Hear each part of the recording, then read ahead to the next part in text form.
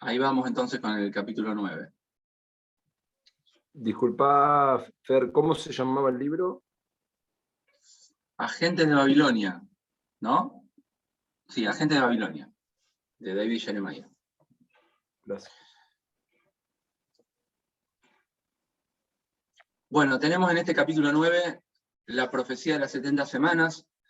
Si ustedes se fijan, la profecía de las 70 semanas empieza en el versículo 24, o sea que son nada más que 4 versículos que han dado para escribir infinidad de libros, estos 4 versículos, pero vamos a considerar un poquito la parte previa, que para mí tiene algunas cosas interesantes. Después vamos a eso. Aunque nos lleve tiempo, prefiero gastarlo en el capítulo 9 y después dejar pendiente el 11 y el 12. Bien.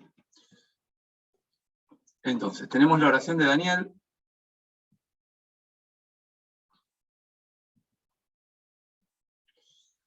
En los primeros 19 versículos, una oración que todos los que tenemos algunos años de creyente hemos escuchado mensajes de esta oración. Yo quiero destacar algunas cosas que cada uno destaca lo que le es relevante en su vida. Yo en particular de lo que he aprendido, estas cosas me parecen bastante fuertes. La primera es que lo que motiva a orar a Daniel es que acaba de leer la profecía de Jeremías. ¿No? ¿Quién lee por favor los versículos 1 al 3? En el año previo de Darío, hijo de Asuero, de la nación de los Medos, que vino a ser rey sobre el reino de los caldeos, en el año primero de su reinado, yo Daniel miré atentamente en los libros el número de los años de que habló Jehová al profeta Jeremías, que habían de cumplirse las desolaciones de Jerusalén en 70 años. Y volví mi rostro a Dios, el Señor, buscando en oración y ruego, en ayuno, silicio y ceniza. Bien. Hasta ahí. Lo que yo quiero que vean es que Daniel lee, mira atentamente, ve que hay 70 años de cautiverio, ve que se están por cumplir, y eso lo mueve a orar. Entonces, siempre que la palabra de Dios nos revela algo con claridad de la voluntad de Dios, eso es un motivo para orar. Hace un tiempo vi un mensaje que estaba muy bueno de cómo los salmos, por ejemplo, nos motivan a orar, ¿no? Leyendo los salmos, uno va leyendo, va entendiendo la voluntad de Dios y va pidiendo a medida que lee. Si uno no sabe cómo orar, ese es un buen mecanismo para orar, mecanismo entre comillas, ¿no? Pero a lo que voy es lo siguiente. Supónse que Daniel hubiera leído lo de los 70 años, pero no hubiera orado. La pregunta es, ¿hubiera vuelto Israel del cautiverio?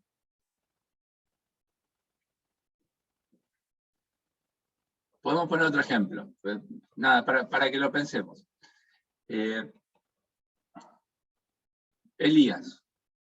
Dice, Elías oró para que no lloviera y no llovió. Y después dice, de esos 3 años y medio, volvió a orar y llovió. Obviamente movido por orden de Dios. Pero, ¿y si Elías no hubiera orado? ¿Qué hubiera pasado con la lluvia? ¿Hubiera llovido o no? Yo creo que Dios lo hubiera hecho de otra manera. Se me viene ahora a la cabeza el texto ese que dice que si nosotros no hablamos, las piedras van a hablar. Dios va a cumplir su voluntad de alguna manera, aunque nosotros no queramos hacer lo que nos toca. Bien, Dios va a cumplir su voluntad de alguna manera. Totalmente de acuerdo con eso. Y totalmente de acuerdo con que la voluntad de Dios es que el hombre gobierne sobre la tierra. Que el hombre pida, invoque a Dios. Fíjense, bueno, tenemos ahí el texto de 1 Crónicas 17, ese no lo vamos a leer, pero es cuando Dios le dice a David quiere levantarle una casa a Dios, y Dios le dice, no, vos no me vas a hacer una casa a mí, yo te voy a hacer una casa a vos. Porque dice que de su descendencia va a levantar al que va a ser rey y va a tener una casa que va a gobernar para siempre en Israel. Entonces David dice eso que está ahí, que es, le has dado a tu siervo motivo para orar. Entonces, ¿Dios lo iba a hacer igual? Sin duda que Dios lo iba a hacer, pero la voluntad de Dios mueve a hombres piadosos para orar para que esa voluntad de Dios se haga. El Padre Nuestro nos motiva, cuando el Señor nos enseña a orar, a pedir que se haga su voluntad, ¿no? Es una de las enseñanzas. Y sí, el que quiero leer es Ezequiel 36-37, porque nos muestra en la intimidad de Dios cómo hace Dios para ejecutar su voluntad cuando tiene algo que quiere hacer y, bueno, y todavía la gente no ora. Ezequiel 36-37.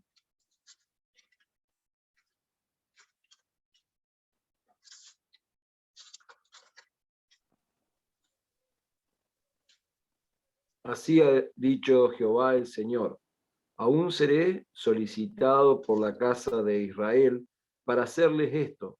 Multiplicaré los hombres como se multiplican los rebaños, como las ovejas consagradas, como las ovejas de Jerusalén en sus fiestas solemnes. Así las ciudades desiertas serán llenas de rebaños de hombres y sabrán que yo soy Jehová. Bien, todo el capítulo habla de la restauración de Israel. Dios lo va a hacer. Pero lo interesante acá es que Dios dice, voy a ser solicitado por la casa de Israel para hacerles esto. Como que Dios está esperando que se lo pidan para hacerlo. ¿Cuándo lo va a hacer el pueblo de Israel? Cuando esté puesto en angustia, ¿no? Ahí lo van a invocar y el Señor va a ejecutar su voluntad. Pero hasta que eso no ocurra, hasta que no lo invoquen, hasta que no le pidan, Dios no lo va a hacer. Y bueno, y Dios mueve sus fichas para que finalmente el pueblo lo invoque y Él lo haga, ¿no? O sea, sin duda Dios va a hacer su voluntad de alguna manera. Pero va a presionar, o por ahí suena fea la palabra presionar, pero va a acomodar las cosas para que oremos. Porque Dios actúa en respuesta a la oración de los creyentes. Eso es lo que Él eligió hacer. No que nosotros tenemos el control, Dios tiene su voluntad, pero eligió que se desate esa voluntad cuando su pueblo ora. ¿No? Por eso la trascendencia de la oración, que oremos, es trascendente que oremos. Dios ejecuta su voluntad cuando su pueblo ora. Eso es parte de su voluntad.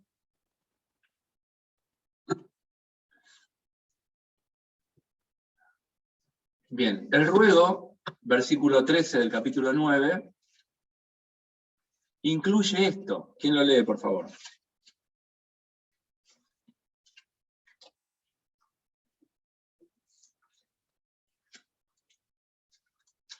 Daniel 9:13, ese versículo que está ahí. Lo leo. No sé si se me escucha bien. Capaz, ¿no? Sí, yo oigo con dificultad, pero se oye. A ver, ahí. Ahí mejor, sí. Dice, conforme está escrito la ley de Moisés, todo este mal vino sobre nosotros, y no hemos implorado el favor de Jehová nuestro Dios, para convertirnos de nuestras maldades y entender tu verdad. Bien, necesitamos aún la misericordia de Dios para convertirnos. Fíjense, ese versículo es notable, ¿no? Es como cuando Pablo reconoce que su cuerpo lo tira hacia el pecado y dice, miserable de mí, ¿quién me librará de este cuerpo de muerte? Necesito el favor de Dios, necesito la misericordia de Dios para poder andar en sus caminos, ¿no? En todo momento. Es como que no podemos escapar de la necesidad de buscar a Dios para todo en nuestra vida. Bien, y otra cosa importante es que siempre en las oraciones respondidas de Dios, como esta, la motivación está siempre en la gloria del Señor y de su nombre. Fíjense estos versículos, 17, 18 y 19. Cómo está ahí lo que lo mueve a Daniel a orar, lo que genuinamente lo mueve a orar. ¿Quién los lee, por favor?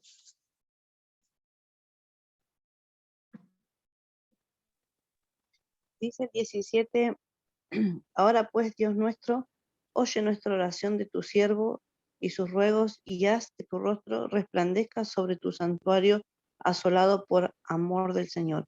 Inclina, oh Dios mío, tu oído y oye. Abre tus ojos y mira nuestras desolaciones y la ciudad sobre la cual es invocado tu nombre, porque no elevamos nuestros ruegos ante ti confiados en nuestra justicia, sino en tus muchas misericordias.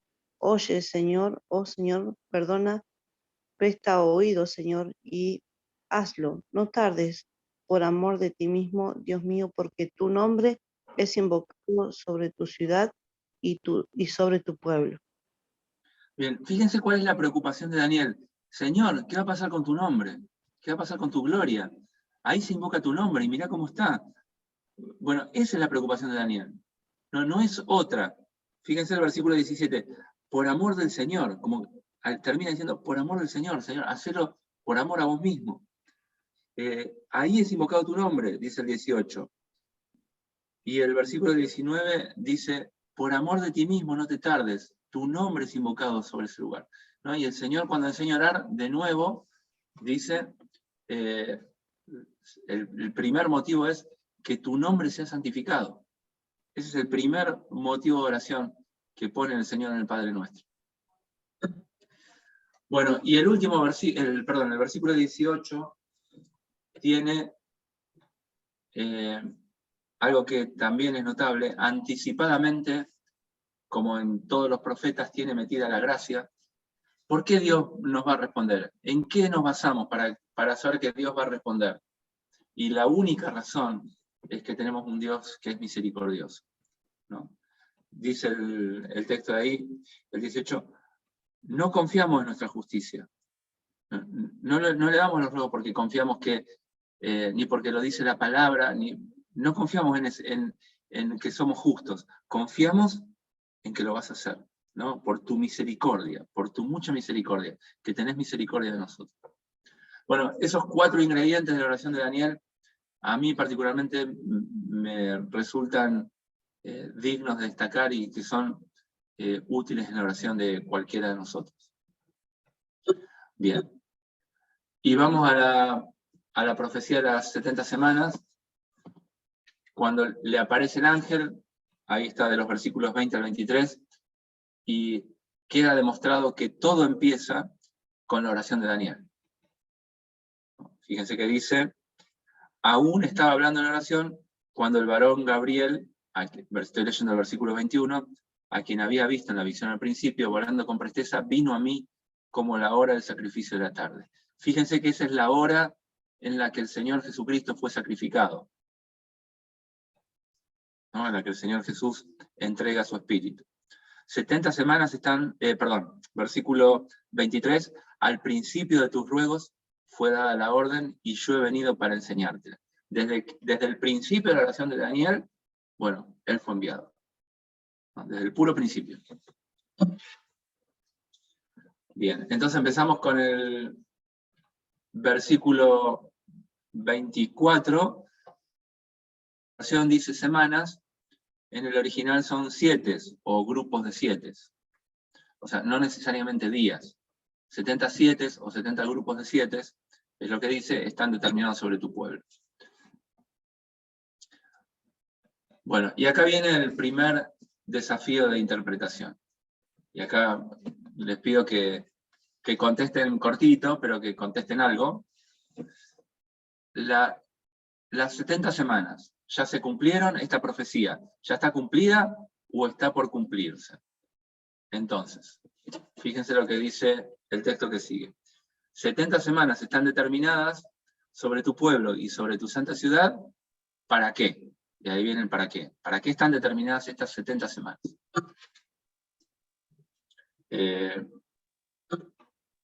Para terminar la prevaricación, dice el versículo 24.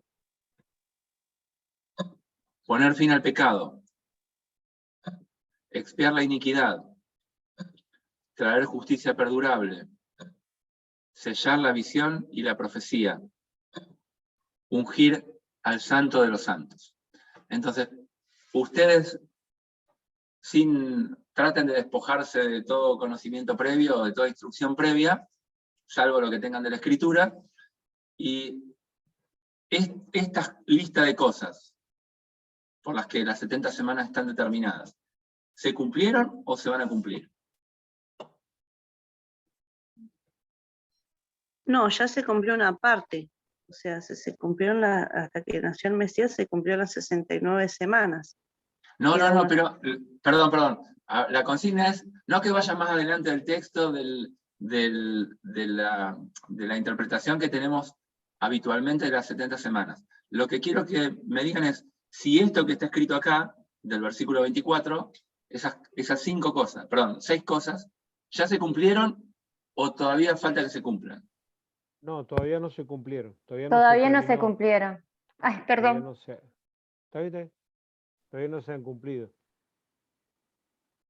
Bien, de acuerdo a cuál sea la interpretación de eso, uno tiene que poner o no un intervalo en las 70 semanas. ¿Me explico lo que digo? Sí.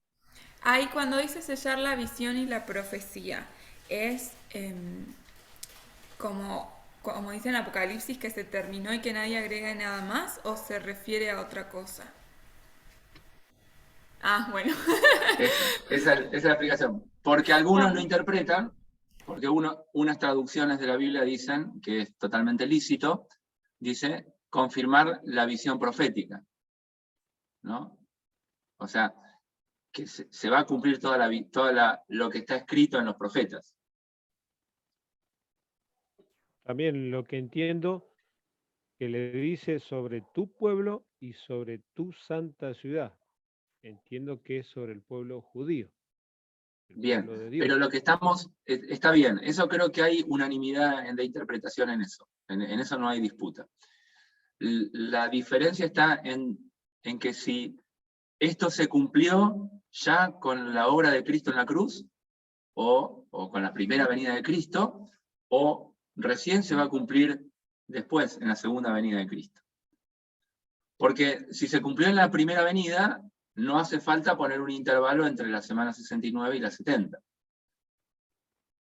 ¿Está bien? Uno cuenta los 490 años desde la profecía y llega a la primera venida de Cristo. Pero si esto se va a cumplir en el futuro, uno necesita poner un intervalo entre la semana 69 y la 70. Bueno, por eso, sí. se ungió al santo de Israel, o eso va a pasar cuando el Señor venga en su reinado. Bueno, depende cómo uno interprete el texto. Entonces, eso es lo que quiero que vean, que no la instrucción que hemos recibido es la única que puede interpretarse la Escritura, que hay otra manera de interpretar también, y que no tenemos que ir con los tapones de punta contra los hermanos que tengan otra interpretación de este pasaje. ¿Sí? Esa es simplemente la idea, ¿no? Bien, son hermanos por eso, piadosos que creen en la Escritura, que creen en la venida del Señor, en la segunda venida, pero tienen otra visión de cómo se entiende este pasaje, entre otros, ¿no? Entre otros pasajes. Por lo que tengo entendido que se termina el pecado cuando el Señor viene. Cuando viene definitivamente ya en su reinado. Le pone fin al pecado. Ya no va a haber más pecado en el reino del Señor. ¿O no? Estoy equivocado. Bien, es una manera de verlo, porque también uno puede decir que ya con el sacrificio en la cruz terminó con el pecado. O sea, terminó con todo lo que el pecado demandaba para todas las personas. Entonces, uno lo puede ver de esa manera. Entonces, de nuevo, uno jugando con las palabras puede ir para un lado o para el otro, ¿no? Y cuando uno interpreta, juega con las palabras. Bueno, ahora vamos a avanzar un poquito con esto, y yo les voy a dar en cada detalle de la profecía cómo se interpreta de la manera que entendemos tradicionalmente en nuestras asambleas, y otra manera de verlo. Bueno, seguimos.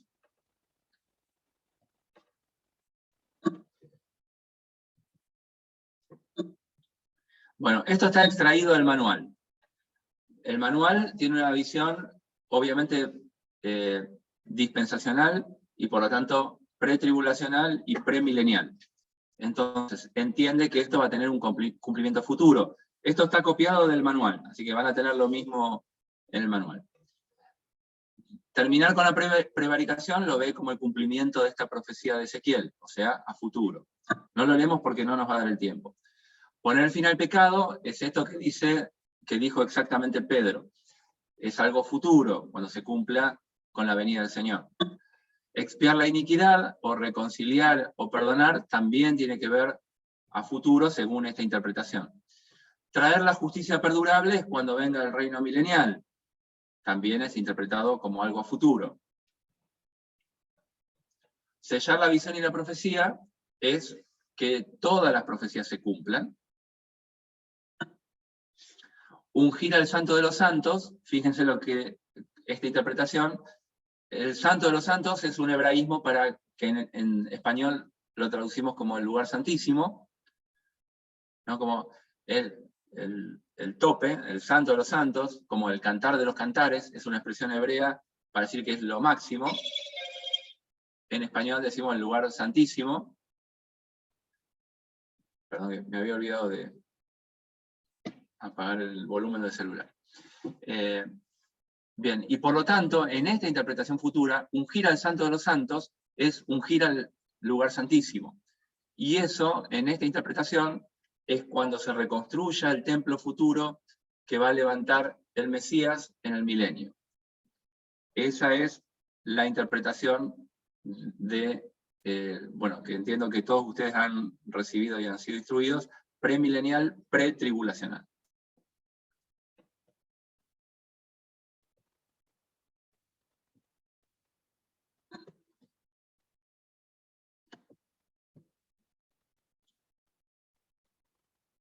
Bueno, se me trabó el PowerPoint. A ver, voy a dejar de compartir un ratito.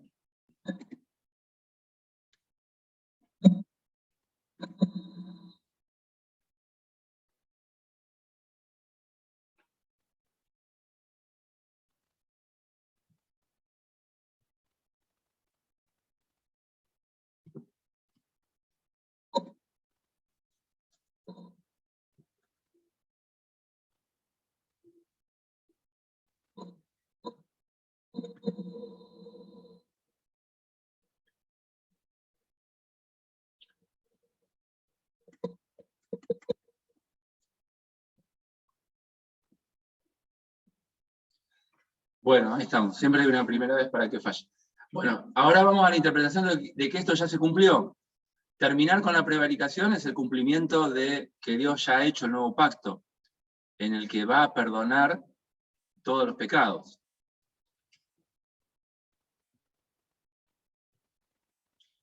Poner fin al pecado es la misma historia, que el Señor va a salvar a su pueblo de sus pecados, y cuando uno recibe a Cristo, lo libra, le perdona todos los pecados, absolutamente todos. Expiar la iniquidad, tenemos, por ejemplo, el texto de Hebreos 2:17. Traer la justicia perdurable, dice Pablo, bueno, ahora aparte de la justicia que es por la ley, se manifestó la justicia que es por la fe en Jesucristo.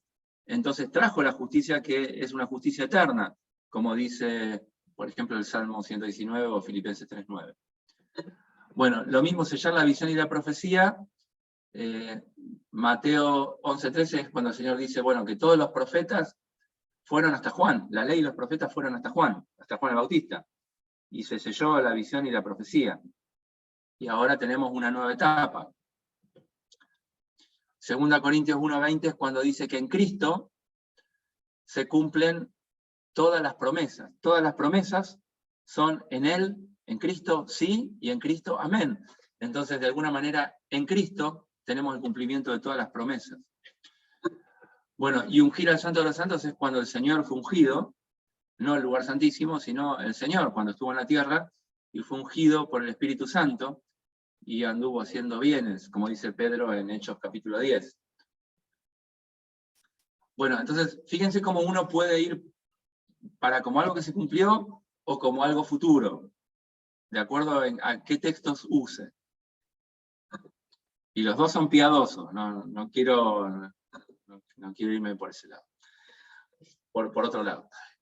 Bueno, para contar desde cuándo hay que contar estas 70 semanas, tenemos 4 edictos, y en general hay 2 posturas. Una es contarlo a partir de ahí, del 457, el edicto de Artajerjes, que se menciona en Esdras, y el otro, el del 444, que se menciona en Nehemías. Hay una mano levantada.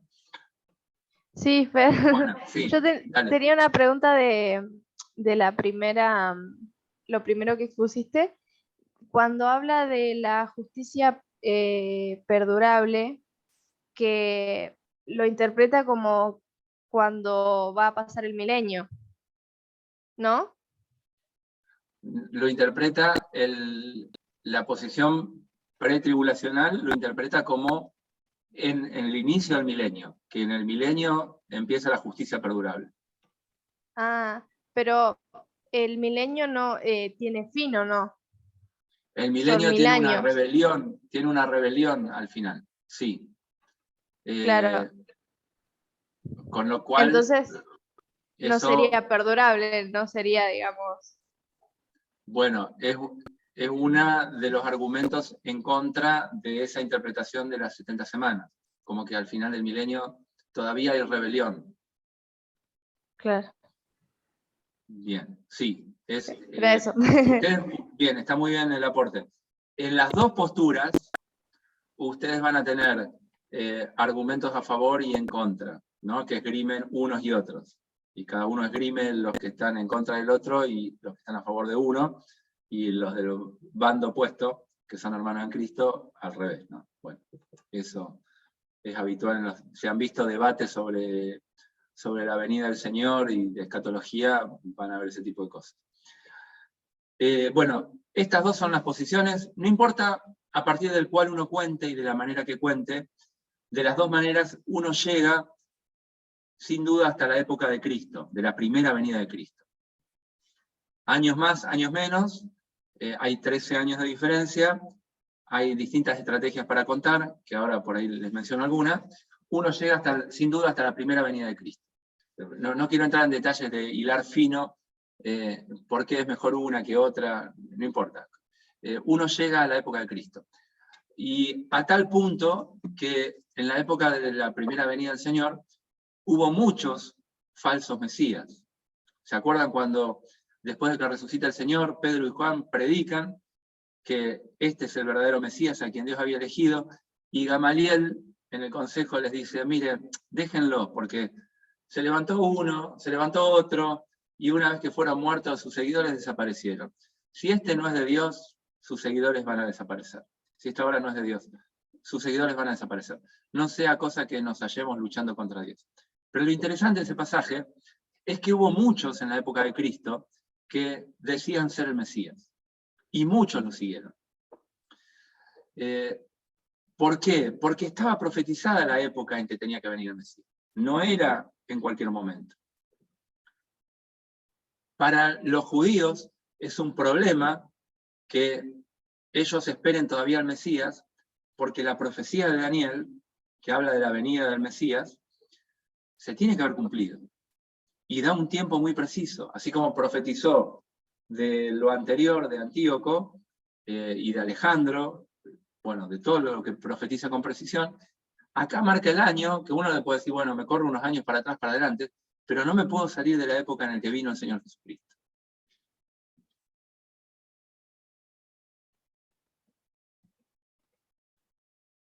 Bueno, entonces, vamos a hacer un repaso de qué dice la posición premilenial, pretribulacional.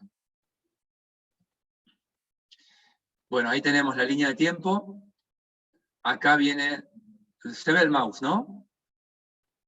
¿Me hacen algunas señas? Sí, bueno, ok.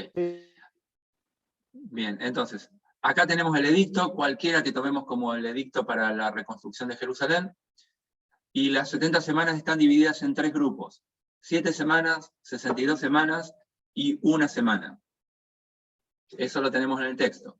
Las primeras 7 semanas son 49 años, es la reconstrucción de Jerusalén. después de que Jerusalén es reedificada, vienen las 62 semanas, que coinciden con los 434 años de silencio, en los que no tenemos profetas ni libros inspirados en la Escritura. De los últimos libros son los escritos por Esdras, que es post-exílico. Bien, después tenemos la venida del Señor Jesucristo, su primera venida. Y ahí esta interpretación de las 70 semanas de Daniel pone un paréntesis en la profecía y dice: es la era de la iglesia. Israel y la iglesia son dos pueblos distintos. La iglesia es el pueblo celestial, Israel es el pueblo terrenal. Las profecías de Israel para Israel no son para la iglesia era un misterio, no estaba revelado, y ese paréntesis se termina cuando el Señor Jesús arrebata a la iglesia antes de la tribulación. Y la tribulación tiene que durar 7 años. ¿Por qué? ¿Dónde está eso en la Biblia? Bueno, exclusivamente acá. No hay otro lugar. El único lugar donde dice que la tribulación tiene que durar 7 años es esta interpretación de la última semana de Daniel. No hay un lugar que diga que la tribulación va a durar 7 años. Esta interpretación, ahora vamos a ir al detalle, dice que a la mitad de la semana 70, el anticristo rompe el pacto con Israel que había hecho al principio de la tribulación. ¿Dónde dice esto? Que el anticristo va a hacer un pacto con Israel, es una interpretación del versículo 27 de capítulo 9 de Daniel. No está en otro lugar, solamente es en este lugar que lo tenemos. Y los últimos 3 años y medio de la tribulación es la gran tribulación, donde finalmente Dios va a ejecutar sus juicios y el Señor Jesucristo viene por segunda vez con la iglesia a reinar e instala el milenio, el reino de 1000 años. Bueno, y después sigue, hay más detalles, pero nos centramos en la parte que toca a la última semana de la profecía de Daniel. Bueno, esta es la posición dispensacional que la gran mayoría de todas las iglesias de nuestra asamblea sostienen.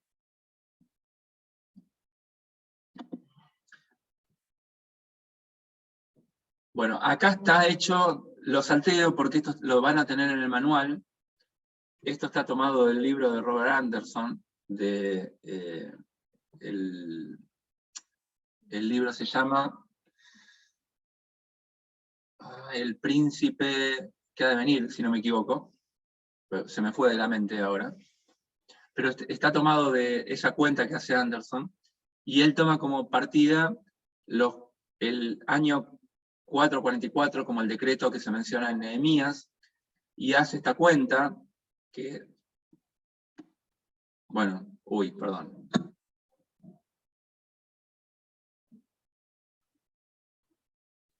Hace esta cuenta.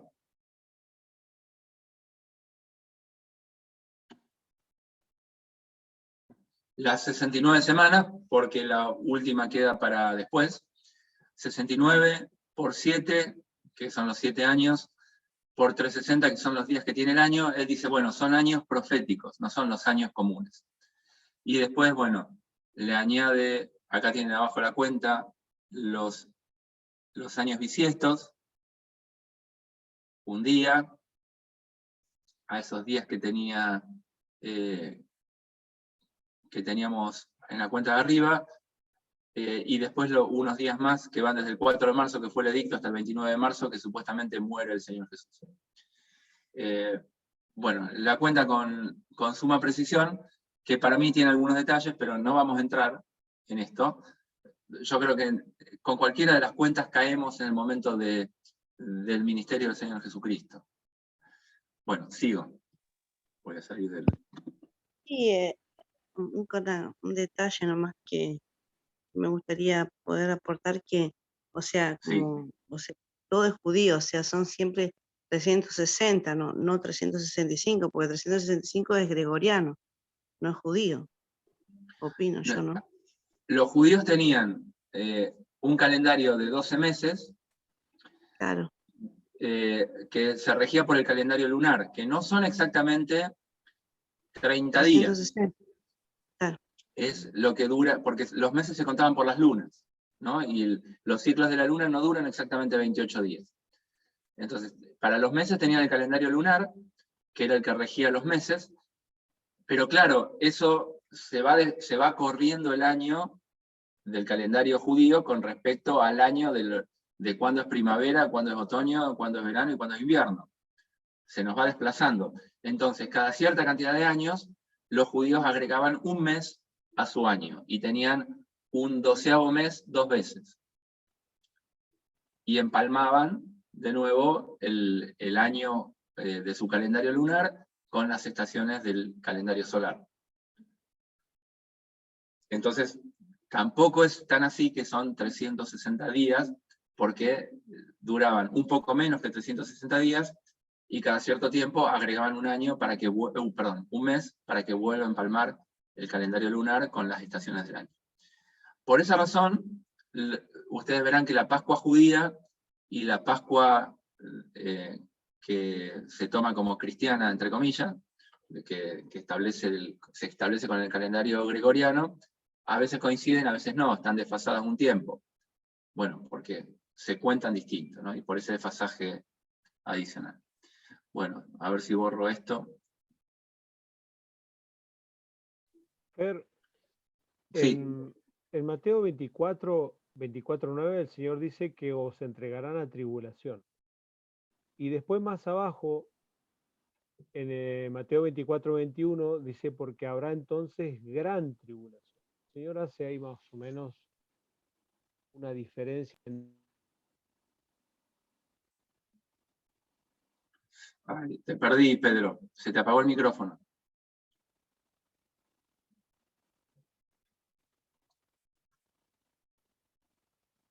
Bueno, lo perdimos, pero creo que se entiende. Que el Señor hace una diferencia, supongo que entre la gran tribulación y la tribulación. En algún momento hay un cambio, sí. Si uno toma la interpretación de las 70 semanas, esta que está acá, pretribulacional, tiene que interpretar Mateo 24 como que no es para la iglesia. Entonces uno dice, bueno, Mateo 24 no es para la iglesia. Y es más, uno tiene que decir por ahí con más contundencia, Mateo no es para la iglesia. ¿No? Mateo es para los judíos. Y yo no me animo a tanto. ¿No? Yo realmente no me animo a decir que ese texto que habla de las señales, que habla de la venida, que tenemos una voz de trompeta, que tenemos la venida del Señor, que tenemos un recogimiento de escogidos en toda la tierra, no tiene nada que ver con la iglesia. Pero si uno toma a fondo la postura esta pretribulacional, eso no tiene nada que ver con la iglesia. Cuando dice que el día y la hora nadie lo sabe, no es para la iglesia. Cuando dice que va a haber 2 en el campo, uno será tomado y otro será dejado, no es para la iglesia. Todo eso es para lo que va a ocurrir después de la venida del Señor. O sea, de la segunda venida del Señor. La iglesia no está en la tierra cuando todo eso ocurre, según esta posición pretribulacional. Está bien, Fer. Y cuando dice, ¿ahí me escuchás? Sí. Y cuando dice que la tercera 3/4 parte de la tierra ya no va a existir de la población, ¿no encerraría más o menos que el Señor va a venir a tratar directamente con los pueblos de Israel? ¿Por qué vos te referís a la tercera parte, eso que dice en Apocalipsis? Claro, porque ya los sellos son desatados y bueno, hay un caos total en la tierra. Bueno, ya no me quiero ir a Apocalipsis, después vamos a tener la materia de Apocalipsis, espero que tengamos tiempo para entrar en alguno de esos detalles, pero sin duda tenemos un caos en Egipto cuando Dios sacó al pueblo de Israel. Y sin embargo el pueblo de Israel fue milagrosamente protegido. No, está bien. En medio de todas las plagas, ¿no? De todas, de cada una de las plagas. Pero yo entiendo que la gran parte de la humanidad ya no va a existir para ese tiempo, por si dice que la... Bueno, o una tercera parte. Tercera parte de la tierra, sí. Bien. Bueno, después llegaremos ahí cuando veamos Apocalipsis. Les quiero contar rápidamente porque el tiempo es veloz. Así que vamos con... Uy, me quedé con la goma de borrar. Vamos con la otra manera, los otros sistemas escatológicos, ¿cómo lo ven? Y esta es la estructura. Bueno, ya habíamos adelantado un poquito cuando vimos los profetas. Las 7 semanas y las 62 semanas no hay diferencia. Todos lo ven de la misma manera. Es decir, las 69 semanas no hay ningún problema. Pero bueno, uno puede acomodar cómo cuenta los días y dice que el principio de la 7ª semana es el principio del ministerio del Señor Jesucristo. El ministerio del Señor Jesucristo duró 3 años y medio. Aproximadamente. ¿Por qué? Porque tenemos 3 Pascuas relatadas en Juan, donde el Señor Jesús en su ministerio sube a Jerusalén. Y después tenemos, después de la resurrección del Señor, a la mitad de la semana el Señor Jesús muere, a la mitad de la 7ª semana, en esta interpretación de las 70 semanas, y por un tiempo más, que se estima que será hasta que Esteban es muerto y empieza la persecución a la iglesia, y se empieza a predicar el evangelio a los gentiles por primera vez, hasta ahí Dios trata con el pueblo de Israel. Y a partir de ahí, después de esas 70 semanas, empieza el trato con todos, con judíos y gentiles. A partir de ahí tenemos la conversión de los primeros gentiles en la iglesia. Bueno, y después viene la destrucción o la desolación que tiene que ver con la destrucción del templo y de Jerusalén, que ocurrió en el año 70 con la venida de Tito. Tito, el general romano. Bueno, entonces, vamos línea a línea haciendo esta cuenta. Y creo que no nos va a dar el tiempo para más que esto. Entonces, vamos al texto bíblico. ¿Cómo lo interpreta la estructura o el esquema dispensacional y cómo lo interpretan otros esquemas escatológicos u otros sistemas escatológicos? Bueno, la primera parte no hay diferencia. Los dos lo interpretan igual, así que voy rápido. Esta ya se cumplió. Las primeras 7 semanas, o sea, 49 años, se cumplieron la reconstrucción de Jerusalén y el muro. Luego de las 62 semanas se quita la vida al Mesías, mas no por sí, dice el texto, o como dice la NTV, sin que parezca haber logrado nada. Algunos dicen, y no tendrá nada. Si ustedes leen distintas versiones, esa es la interpretación que está en las dos posiciones. Acá no hay diferencia. ¿Qué significa esto? Que Cristo va a morir en la cruz y va a tener una aparente derrota en la cruz.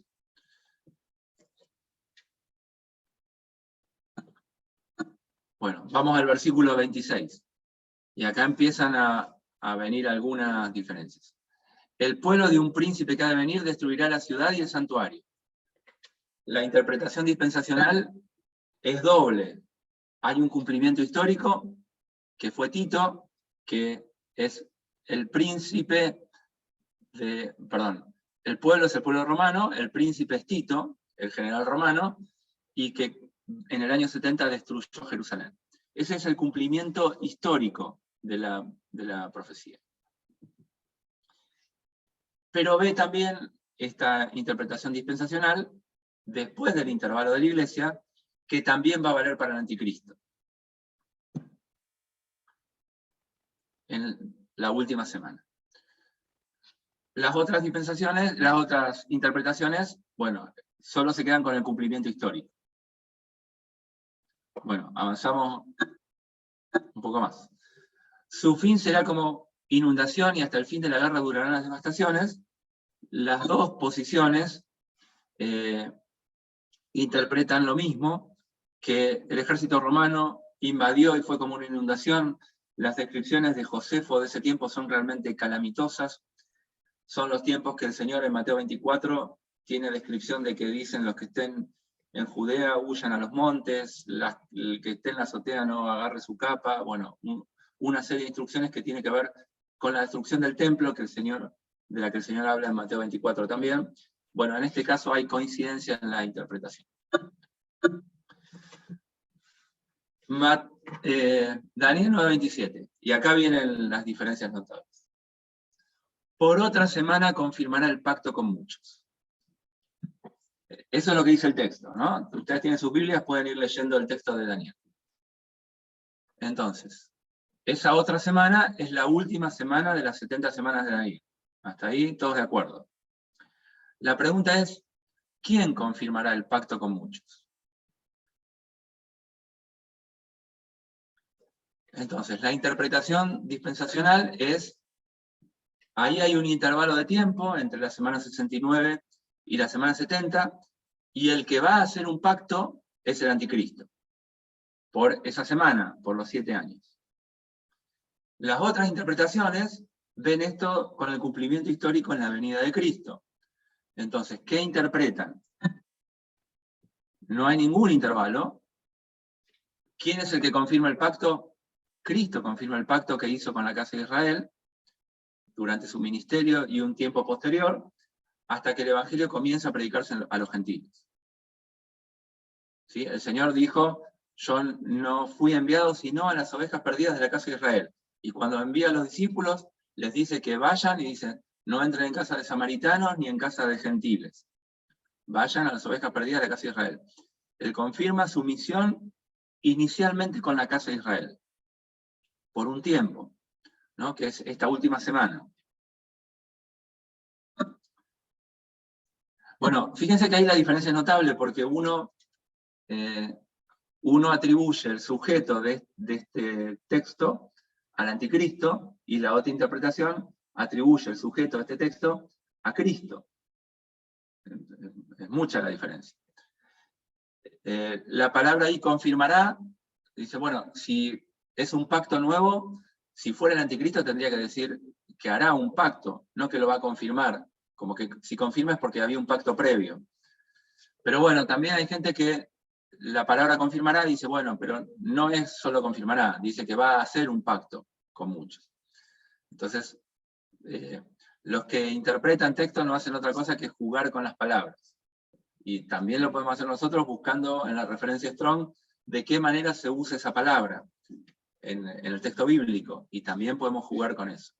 Pero lo que quiero que vean es que hay dos posibles interpretaciones. Seguimos con el 27. A la mitad de la semana hará cesar el sacrificio y la ofrenda.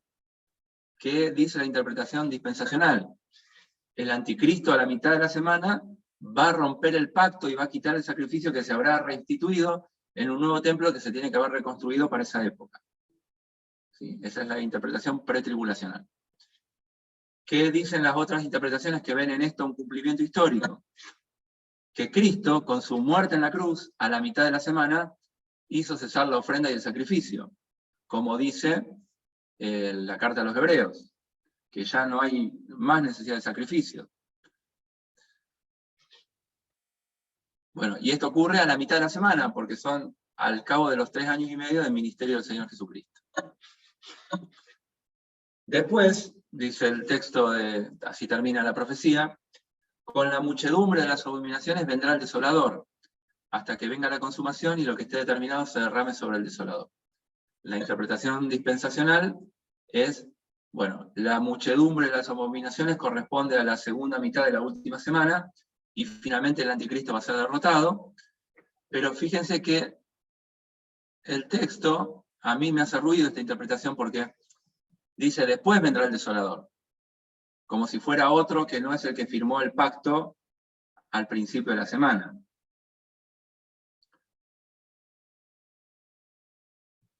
Y las otras interpretaciones son, bueno, finalmente el anticristo se va a manifestar al final del tiempo, como que esta devastación va a seguir sobre el pueblo de Israel hasta el final de los tiempos. Y cuando aparezca el anticristo, finalmente va a ser derrotado en la venida del Señor.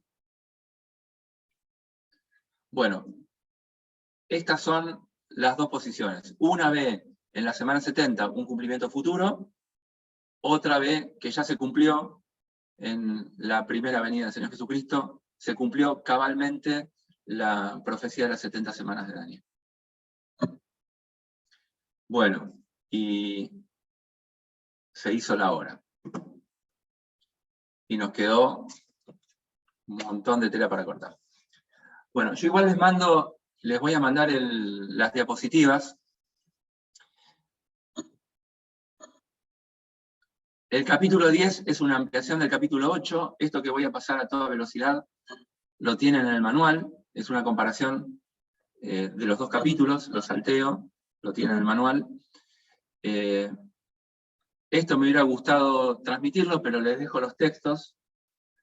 ¿Cuál es el rol de la oración? Porque de nuevo, en el capítulo 10, hay una lucha espiritual y está vinculada a la oración que hace Daniel, cómo la oración de los creyentes produce cosas en el cielo.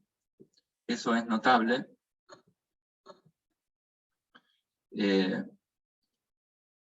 Bueno, hay algo muy lindo ahí, pero lo siento por ustedes, no lo voy a compartir. Les queda escrito ahí.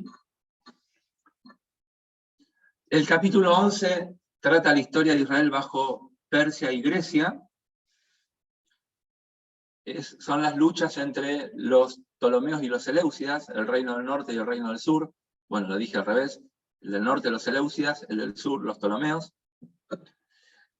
Y todo eso va a parar hacia de nuevo Antíoco Epífanes.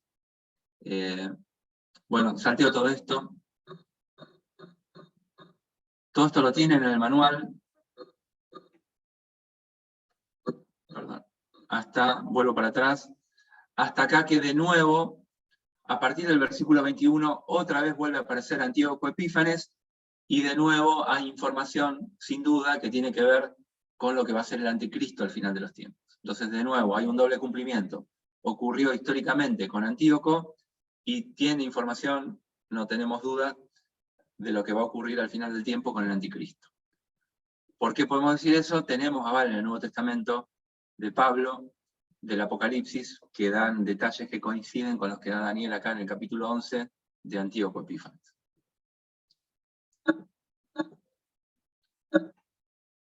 Bueno, y tenemos las últimas revelaciones en el capítulo 12. Habla de Miguel, un arcángel que está de parte del pueblo judío, del pueblo de Israel. Habla de que va a ser un tiempo de angustia para Israel, tiempo de angustia para Jacob. Coincide con las palabras de Mateo, desde que no hubo ni va a haber un tiempo de esa angustia, de ese nivel de angustia, de tribulación. Nos habla Daniel de 2 resurrecciones, y acá queda la última tarea para ustedes, por eso tenía que llegar sí o sí a esta diapositiva, después igual se las mando. Tarea, esa que está ahí, ¿cómo interpretan las 2 resurrecciones que se mencionan aquí y las 2 resurrecciones que se mencionan en Apocalipsis 20? Acá habla de justos e injustos, unos para perdición, otros para vida eterna, y en Apocalipsis habla de la primera resurrección y la segunda resurrección.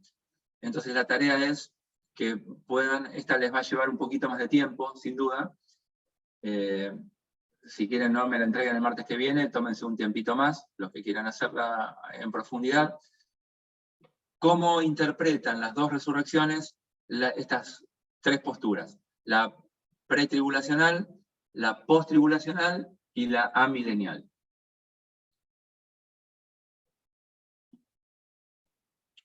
Bueno, y la idea es citar textos en los que se apoyan para estas posiciones.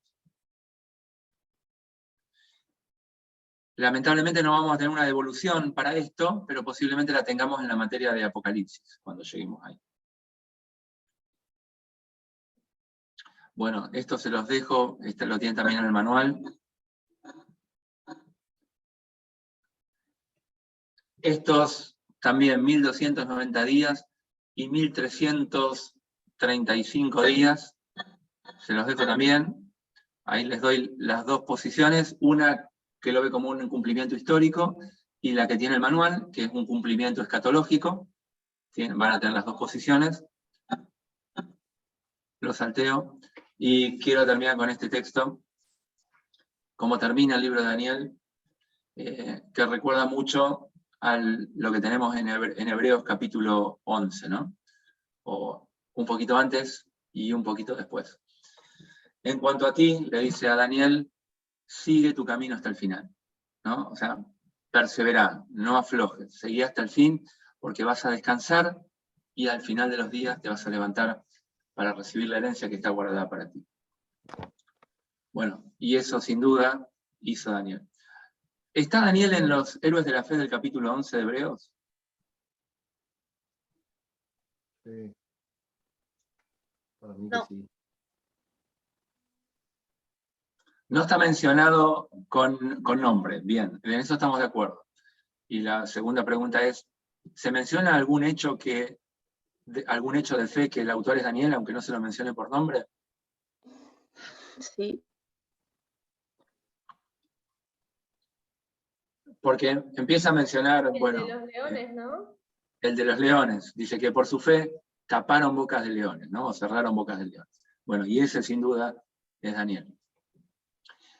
Y antes del capítulo 11, dice el texto, nosotros no somos de los que retroceden, sino de los que perseveran, ¿no? Lo mismo que le dice acá el ángel a Daniel, o el Señor Jesús, porque sin duda el que se le aparece es el Señor Jesucristo. Le dice, vos, Daniel, no seas de los que retroceden, vos seguí hasta el final. Y él siguió hasta el final, y ahora es un ejemplo, sin duda un ejemplo para nosotros. Y este texto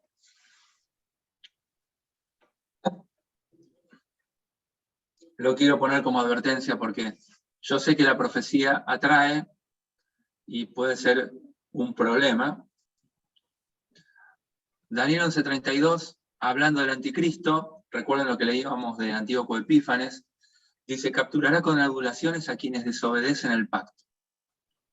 ¿No? Él va a hacer que muchos se aparten, como dice la profecía, si fuera posible aún a los escogidos, va a hacer milagros, va a hacer señales, va a ser muy convincente. Pero ¿a quién no va a convencer? ¿A quién no va a convencer? ¿Quiénes van a permanecer fieles como Daniel hasta el final? Lo que dice ahí. Al pueblo que conoce a su Dios. No a los capos que manejan la profecía de Taquito, que tienen todo el conocimiento bíblico y saben que en este momento el anticristo va a hacer esto, y va a hacer esto, y va a hacer esto, y después va a venir acá, y entonces esto va. Bueno, no va a ser para eso, va a ser al pueblo que conoce a su Dios.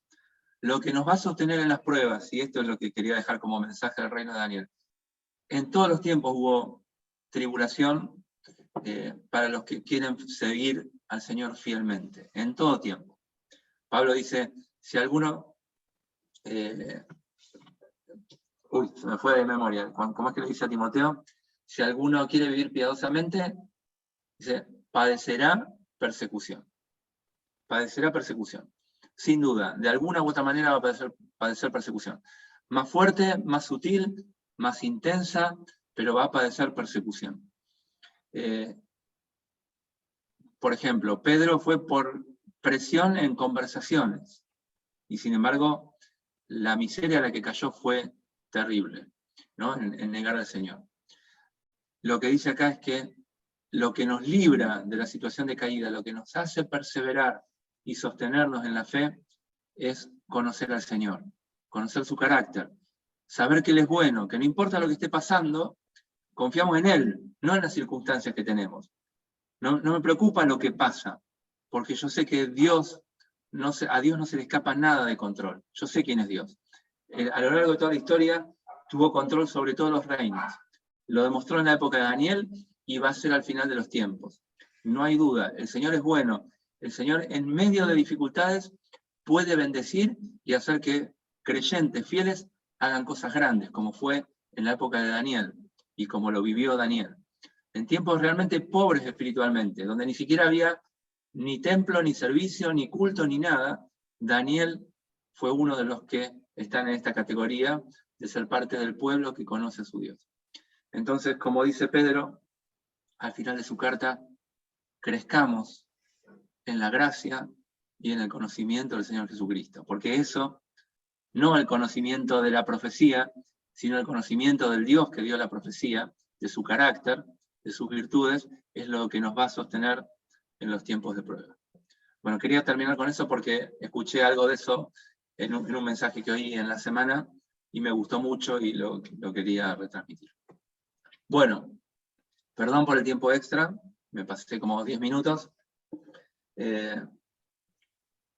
va a quedar el PowerPoint, como les dije, para que vean los detalles, pero si quieren, como en la clase pasada, si hay alguna consulta o algo que esté a mi alcance, si no, les digo no sé, no hay ningún problema con decirles que no sé. Nos quedamos un ratito para los que quieran, si hay alguna inquietud.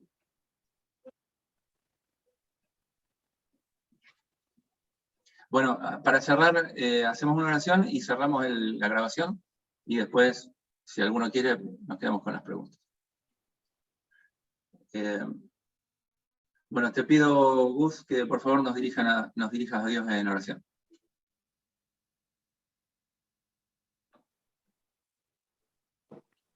Oramos. Bendito Señor y Padre, gracias queremos una vez más darte por este día de vida, porque al comenzarlo, Señor, nuestros pies tocar el suelo debajo de nuestra cama, pudimos empezar dialogando con vos y, Señor, nos trajiste hasta esta hora.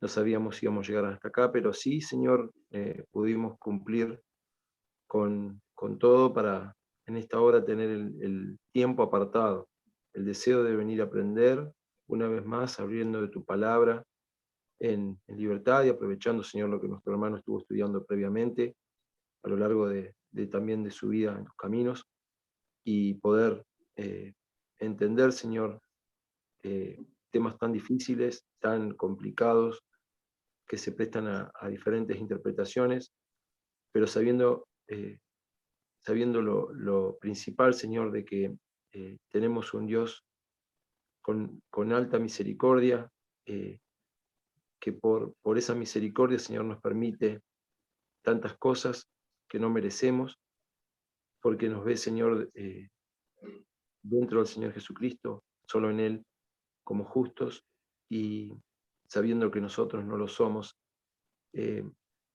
por nuestra naturaleza carnal, Señor. Te pedimos que nos ayudes a perfeccionarnos para que podamos ser útiles en tus manos para cumplir tu voluntad, que no seamos estorbos a otros, sino el lazo, Señor, que pueda llevar con el testimonio de cada día a los inconversos a la salvación en nuestro Señor Jesucristo. Te damos las gracias por este mensaje, por este tema que hoy se desarrolló, por lo que pudimos leer y estudiar en la semana, buscando y resolviendo, Señor, las tareas, y que podamos, Señor, completar todo esto repasando después y refrescando para que nuestras dudas se puedan disipar o no, tal vez alguna nueva que tú puedas estar resolviendo a través de otro hermano, Señor. Señor, te damos las gracias, te pedimos el descanso, que nos des paz, que nos des tranquilidad, que nos dé la reflexión, y dar, Señor, también las gracias a nuestro hermano, que lo bendigas a él, a su familia, y a cada uno de los que hoy tuvimos este tiempo para aprender de ti. En el nombre de nuestro Señor te damos gracias. Amén. Amén.